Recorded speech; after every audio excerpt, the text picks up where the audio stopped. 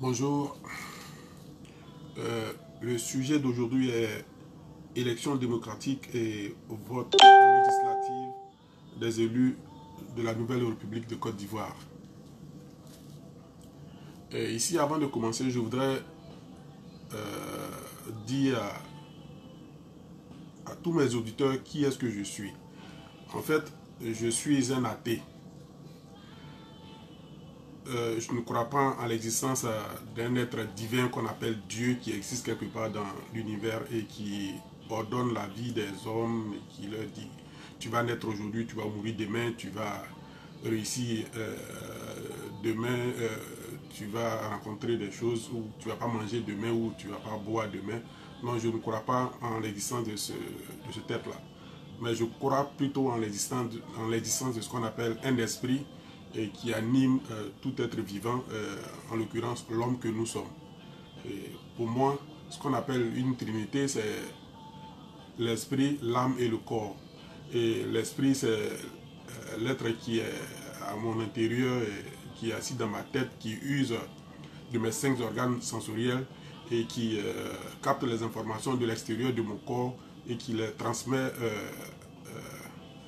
qui en délibère. Et l'âme, ce que j'appelle l'âme, ce sont les 5 organes sensoriels qui sont placés à la face de ma tête, qui aussi captent les informations de l'extérieur du corps et qui les retransmettent à mon esprit, et mon esprit délibère. Et le corps que j'ai, ce qu'on appelle pour moi, c'est ce que j'appelle pour moi un outil, c'est une machine, c'est un engin, c'est un véhicule. Et donc l'esprit utilise mon corps pour travailler, pour bouger, pour saisir, et ainsi de suite. Et donc la Trinité pour moi c'est l'esprit, l'âme et le corps.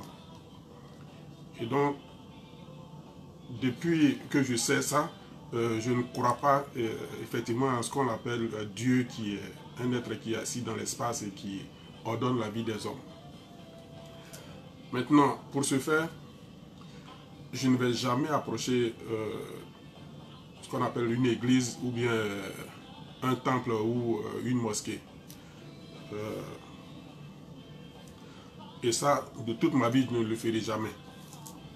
Et cela parce que j'ai constaté aussi que les gourous, les personnes abusivement appelées prêtres, quand il s'agit d'église catholique, quand il s'agit d'église, les personnes qu'on appelle pasteurs quand il s'agit de temple, les personnes qu'on appelle imams quand il s'agit de mosquée, sont des chefs des assemblées occultes et qui, d'une manière ou d'une autre, abusent beaucoup, pas même un peu, qui abusent un peu de l'ignorance et puis de la naïveté des personnes qui les écoutent et qui les approchent. J'ai aussi constaté que le travail de ces prêtres et pasteurs et imams consiste à éteindre et à assombrir les lanternes spirituelles des esprits que j'appelle génies qui animent les hommes. Et ici je précise, un esprit génie est un esprit qui est créateur.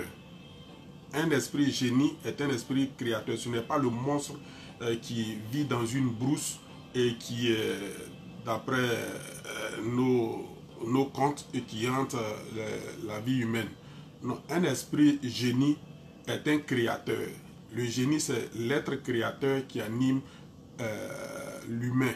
Et c'est ce qui nous différencie d'ailleurs de ce qu'on appelle des animaux.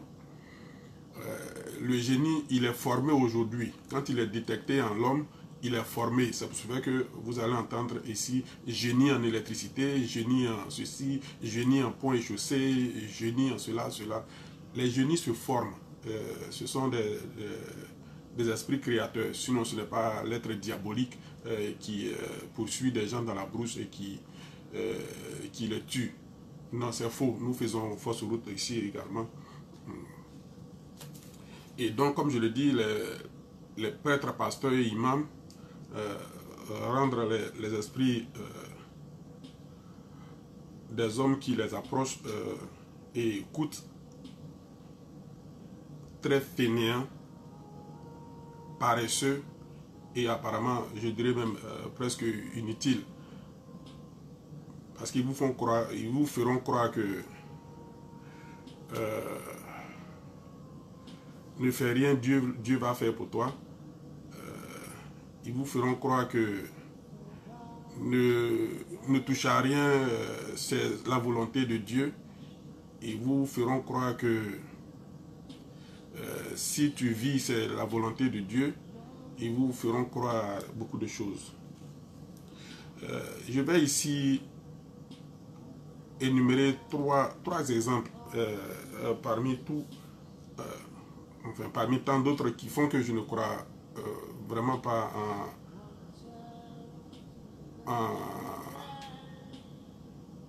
en Dieu et puis en la manière dont les prêtres, pasteurs et imams l'interprètent.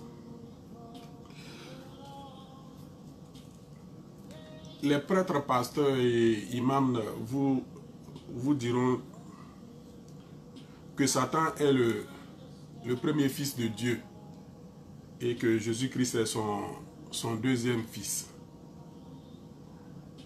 Mais ils font fausse route parce que ici, quand on dit Satan, on veut parler de négativité, de ce qui n'est pas bon, de mauvais. Et quand on parle de Jésus, on veut parler de ce qui est bon, ce qui est positif. Mais en réalité, on appelle ça moralité. Enfin, on appelle ça morale. Pas moralité, mais on appelle ça morale. Dans la vie, il y a toujours ce qu'on appelle bon, mauvais. En haut, en bas, devant, derrière, à gauche, à droite, positif, négatif, bien, mal. On appelle ça morale. Et face à toute situation, il revient à l'homme d'utiliser de son esprit pour distinguer ce qui est bien et de mal. Ça, c'est une conception personnelle. Parce que ce qui peut être bien pour moi peut ne pas être bien pour l'autre. Ce qui peut être mauvais pour moi peut être bon pour l'autre. Et donc ça, c'est une conception personnelle. Et pour ce faire, c'est pour ce faire que nous sommes des êtres vivants. Et nous vivons en société. Et il y a des hommes qui naissent et qui ont cette capacité de pouvoir distinguer le bien du mal. Et ces hommes-là, on les appelle des hommes politiques. On les appelle des hommes politiques. Et c'est pour ce fait que ce sont eux qui créent les lois. Les hommes politiques créent les lois. Et donc, ils sont capables de distinguer le bien du mal. Dans la société, par exemple, on dira, écoute, pour que nous puissions vivre heureux ensemble, puisque nous sommes nés tous, il ne faudrait pas que chacun tue son prochain pour je ne sais quoi, je ne sais quoi. Dans le cas contraire, ça sera ce qu'on appelle la barbarie, le chaos, l'anarchie, le désordre. Et peut-être que la race humaine parviendra à même s'éteindre si nous nous entretuons. Et donc, sinon, dans la logique, ça dit dans la nature, rien n'empêche qui que ce soit de tuer son prochain. Et rien n'empêche quoi que ce soit de tuer quoi que ce soit. Mais ce sont des hommes qui se fixent de conduite de conduite et des lois qui adoptent des lois et qui permettent leur mieux-être dans la société. Et donc on appelle ça moral, cet aspect on appelle ça moral. Donc ce que quand vous lisez la Bible, quand vous allez entendre parler de Satan ou de Jésus, c'est pour vous dire que face à une situation, il faut pouvoir discerner le bien et du mal. Et sinon, ce n'est pas qu'il y a un être qui existe quelque part qu'on appelle Satan et qui agit sur la vie des hommes, ou bien il y a un être qui existe quelque part qu'on appelle Jésus-Christ et qui agit sur la vie des hommes. On appelle ça une moralité. C'est face à une situation, il revient à tout individu d'utiliser de son intelligence pour discerner le bien et du mal. Si je fais ça, est-ce que ça va plaire à l'autre? Est-ce que si je fais ça, ça va plaire à X, ou bien ça ne risquera pas de causer du tort ou bien du mal à telle personne ou X. Et ça, c'est l'homme qui est capable, c'est l'homme qui le fait, ce n'est pas Dieu qui le fait. Quand vous traversez une route, par exemple, vous regardez tout le temps à droite et à gauche, et s'il n'y a pas de véhicule qui arrive, et puis vous traversez. Sinon, vous pouvez traverser la route, et puis vous pouvez être ramassé par un véhicule, si vous ne faites pas cette remarque. Et donc, c'est comme ça que ça se passe. Et plutôt que de dire aux hommes que vous avez en chacun de vous ce qu'on appelle l'aspect de la moralité, les prêtres, pasteurs et imams vont vous faire croire à des existences, je ne sais pas, des existences, non, ça c'est Satan qui est à l'origine de ça, c'est Jésus, ça c'est l'œuvre de Jésus. Et donc, moi je ne m'inscris pas dans ces choses-là. Je dis que nous sommes des hommes et que la planète Terre appartient aux hommes. C'est nous qui faisons les lois ici et c'est nous qui créons des conditions pour faire respecter et obéir à ces lois. Et ce n'est pas quelqu'un d'autre qui vient le faire pour nous.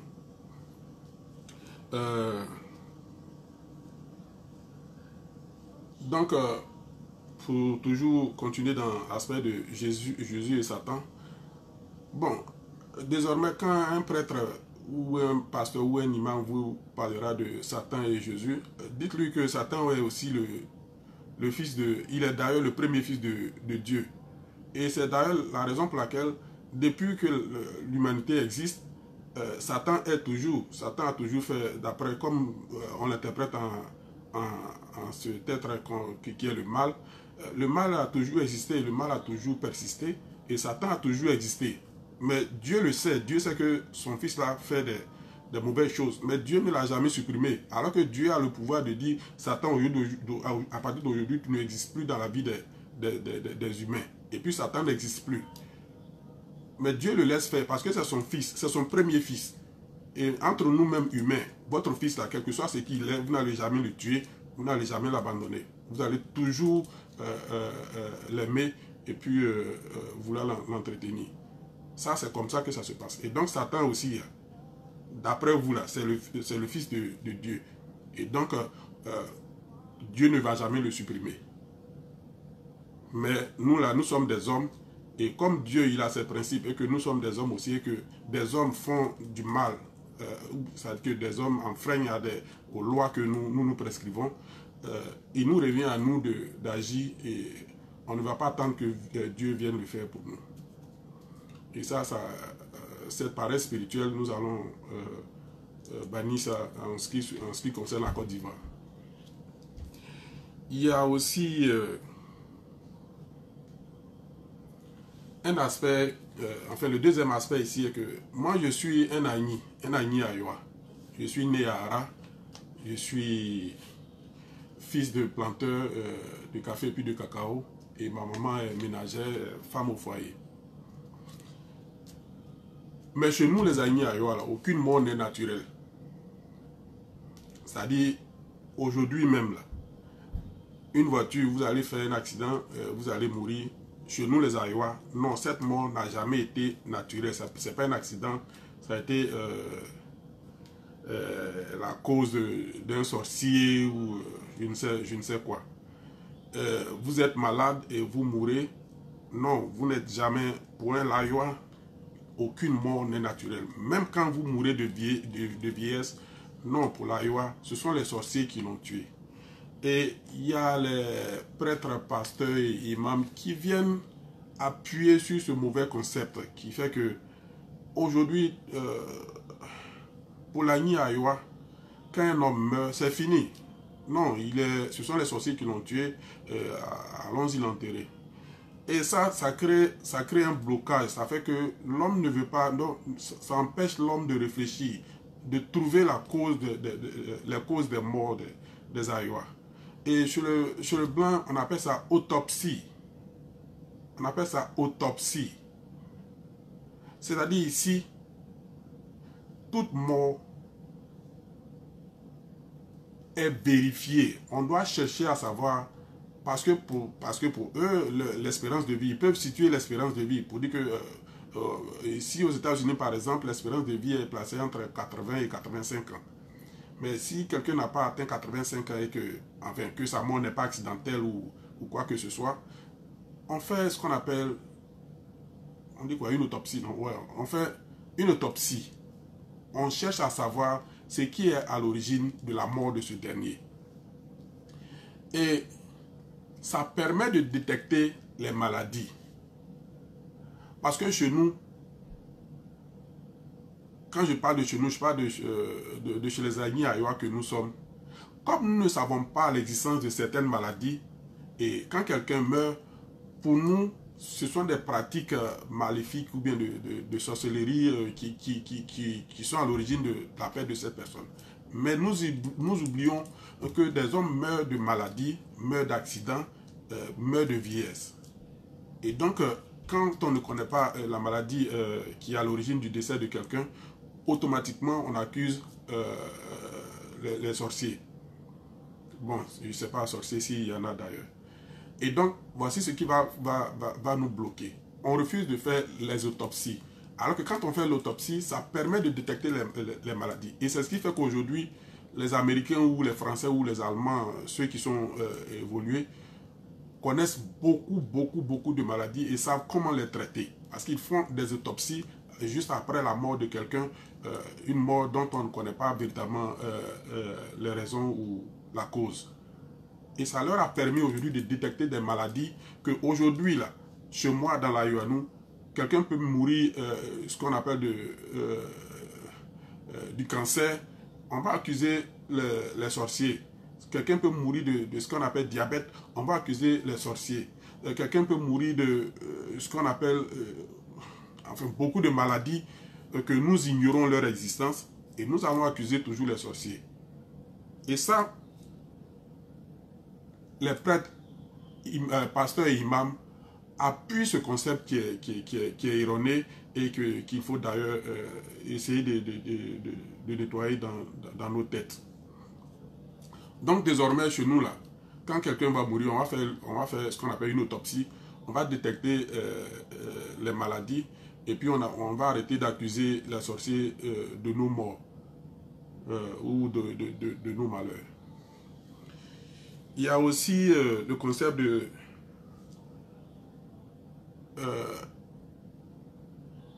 chez je sais pas, les assemblées occultes, je parle des églises, temples et mosquées.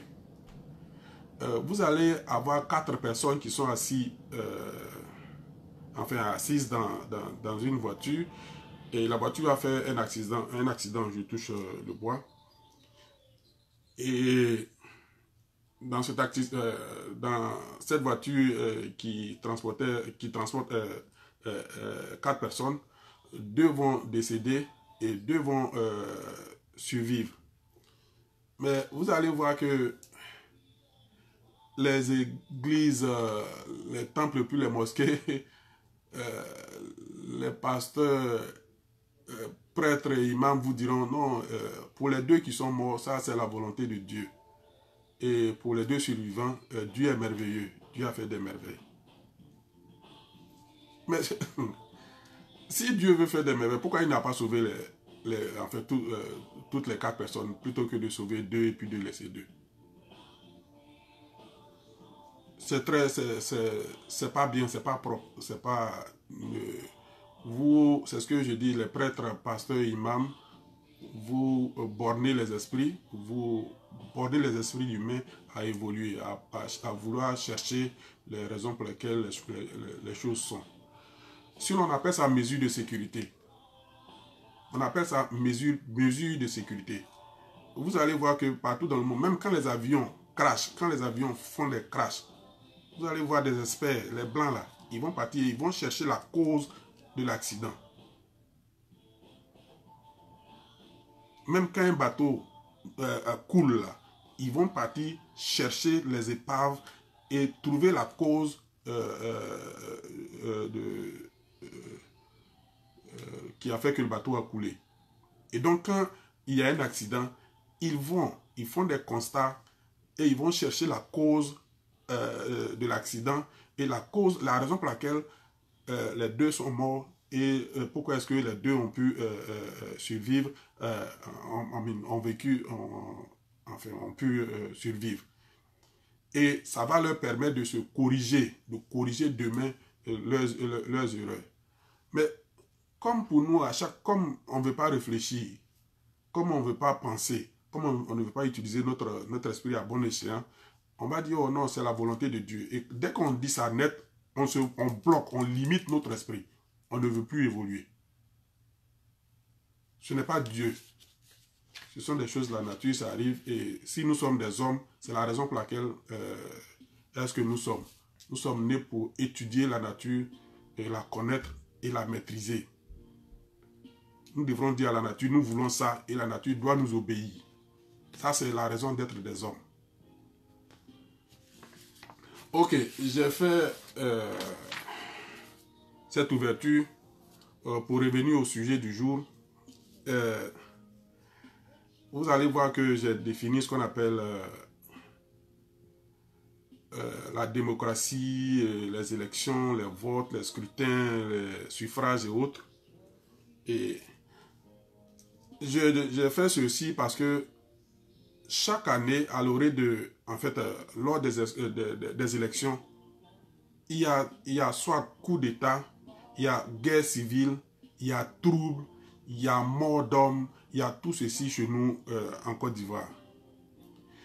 Mais au lieu de nous asseoir et puis réfléchir et puis trouver comment organiser désormais nos élections de sorte qu'il n'y ait plus de coup d'État, il n'y ait plus de guerre civile, il n'y ait plus de mort ni de troubles sociaux, on va tout le temps dire non. De toute façon, Bédié est devenu président, c'est la volonté de Dieu. On n'a qu'à le laisser faire jusqu'à... De toute façon, un jour, quand son mandat va finir, il va partir. Et puis pendant ce temps, Bédié est là, il tue les Ivoiriens, il vole l'argent de la Côte d'Ivoire, et puis détourne des gros fonds comme les 18 milliards. Je me rappelle bien quand il était président, avec Adjobi et puis son secrétaire actuel, qui ont détourné 18 milliards. Et c'est passé. Non, on va dire que non, c'est Dieu qui va régler ça. Et aujourd'hui, voici Bédié encore qui est candidat aux élections présidentielles. On a vu devant nous les Gbagbo, les Alassane faire des coups d'État, faire tuer des Ivoiriens. Et ils sont là. Et aujourd'hui, en Côte d'Ivoire, on ne peut même pas circuler. L'insécurité est totale, ceci, cela. Non, on attend que Dieu dise à Alassane de partir. On attend que Dieu dise à Alassane de partir. Et ça, c'est pas bon. C'est pas un travail humain. Ça fait que nous ne sommes pas des humains. Enfin, c'est pas comme ça que les humains sont censés réfléchir. Et ça aussi, j'accuse les pasteurs, les prêtres et imams et autres. Parce que ce sont eux qui implantent ces genres de concepts dans les mémoires des Ivoiriens et qui font que nous sommes là en train d'attendre tout le temps que ce miracle-là se produise, que Dieu vienne faire quelque chose. Et c'est pour cela que j'ai pris le temps de plaquer avant cette vidéo ce qu'on appelle la définition de la démocratie, vote, élection et autres, afin que chacun puisse s'en ticher. Parce qu'il faut organiser notre société, il faut organiser notre république de sorte que demain, ces choses-là, ces malheurs qui nous ont frappés ne puissent pas revenir encore. Et ça, nous sommes capables de le faire. Ce n'est pas Dieu qui va le faire pour nous. C'est une organisation qu'il faut mettre sur place et qui va empêcher que les hommes comme les Bédié qui ont détourné des fonds et qui ont mis la Côte d'Ivoire en genoux, je dirais même pas en genoux, qui ont fait tomber la Côte d'Ivoire en détournant suffisamment de fonds, ne puissent pas se représenter encore à une élection présidentielle. Plutôt que de se présenter aux élections présidentielles, on devait les juger. On devait les juger puis les mettre en prison. Ils devraient payer pour ce qu'ils ont fait pour la Côte d'Ivoire. Des gens comme des Alassane, les Gbagbo qui ont fomenté des coups d'État, qui ont tué des Ivoiriens, qui demain encore seront candidats aux élections présidentielles de la République de Côte d'Ivoire, plutôt que d'être des candidats, on devrait les juger. On devrait les mettre en prison et leur faire payer ce qu'ils ont fait aux Ivoiriens. Mais ça, je suis persuadé que les Ivoiriens seront là et ces derniers-là vont revenir encore et ils vont mettre encore, ils vont faire revenir encore les vols, les mensonges et puis les assassinats des Ivoiriens. Et donc c'est pour cela que j'ai mis ce système de forme d'organisation des élections, de sorte que désormais il va falloir que les élections soient suivies, transparentes, et que ce soit les vrais hommes, c'est-à-dire comme la Bible le dit, et que ce soit les vrais élus, les vrais messies qui soient détectés par les ramages et être à la tête de la République de Côte d'Ivoire. Parce que je vous assure que ceux que nous avons présentement, ceux qui nous ont dirigés jusqu'aujourd'hui, ne sont pas véritablement les messies des Ivoiriens. Parce qu'ils nous ont conduits vers la misère, la pauvreté extrême, l'insécurité totale. Et c'est ce qui actuellement prévaut en Côte d'Ivoire. Donc, j'ai fait cette vidéo rien que pour dire ça. Sinon, si vous lisez les définitions et puis la forme d'organisation de notre République que j'ai copié avant cette vidéo, vous allez vous en rendre compte qu'il est possible de nous organiser et que d'empêcher que demain il y ait des coups d'État, des guerres civiles, des troubles dans notre société. Et donc, s'il vous plaît, prenez le temps de la lire, de lire la publication. Je sais, c'est très long. Je sais que nous n'aimons pas lire. Quand je parle de nous, je fais allusion pratiquement à toute la race noire parce que, comme je l'ai constaté ici aux États-Unis, on dit pour cacher quelque chose à un noir, il faut laisser écrit dans un livre. Mais faites cet effort, allez-y et puis lisez. Et puis, pensons à organiser notre société de sorte que nous évitions, parce que, comme je l'ai dit, un Ivoirien est né, donnons-lui cette chance d'être né chez nous, sur notre terre, et qu'il vive heureux, et qu'il apprécie le fait d'être un des nôtres, et qu'il apprécie sa vie, et qu'il soit heureux, qu'il soit content de nous avoir comme parents, frères, sœurs et autres. Et ça, c'est un travail qui nous revient à nous, les aînés, à faire pour le bien-être de notre jeunesse. Et donc, c'est ça. Je veux éviter qu'on tue les Ivoiriens. Au contraire, je veux que les Ivoiriens soient reconnus comme aujourd'hui qu'un Américain va partout dans le monde entier, on l'accueille comme un roi ou on le vénère. Je voudrais que les Ivoiriens soient aussi comme ça parce que nous aussi, nous sommes des hommes et ce que les autres ont fait, nous pouvons le faire. Tout est une question d'organisation, de volonté et puis de don de soi. Et donc, allez-y lire parce que tout y est dedans. Je vous remercie et puis bonne journée à vous. Merci.